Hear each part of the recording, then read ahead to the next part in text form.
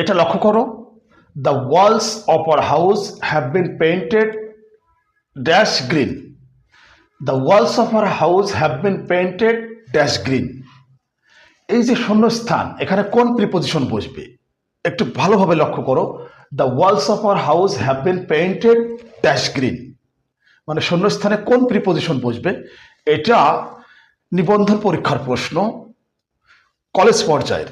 অর্থাৎ এই প্রশ্নটা আসছে কলেজ পর্যায়ে যে নিবন্ধন পরীক্ষা হয় সেখানে। এখানে কোন প্রিপোজিশন বসবে, তোমরা কি পারবে সঠিক অ্যান্সার দিতে? আচ্ছা, একটু ভালোভাবে লক্ষ্য করো, এখানে যেটা বলছে যে the walls of our house have been painted dash green, এখানে তোমাদের এই প্রশ্নের উত্তরটা সঠিক দিতে হলে তোমাদেরকে এই কথাটা মনে রাখতে হবে। দেখো আমি কি বলছি, inter, discuss, emphasise, paint, recommend. আমি কি বলেছি? Inter, discuss, emphasise, paint, recommend. এই শব্দগুলোর পরে কোনো প্রিপোজিশন বসে না।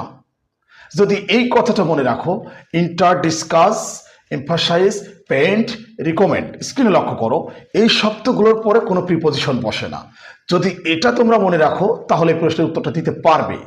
যদি এটা মনে না রাখো সম্ভব না। আরও অনেক শব্দ আছে, মানে এইরকম শব্দগুলোর পরে প্রিপোজিশন বসে না। Enter, discuss, emphasise, paint, recommend. আমার মনে হয় বুঝতে পারছো।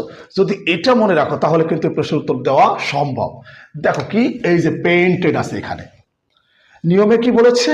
Inter, discuss, emphasise, paint, recommend, এর পরে কোনো প্রিপোজিশন বসে না। কাজে অ্যান্সার হবে কি?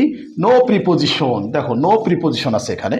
কাজেই তোমাদেরকে স্টাডি করতে হবে বেশি বেশি। আসলে তোমাদেরকে একটু মুখস্থ রাখতে হবে। স্টাডিটা এভাবে করতে হবে, বুঝতে হবে, এবং সেটা আসলে হৃদয়ে ধারণ করতে হবে, তাহলে পরীক্ষা ভালো করা সম্ভব।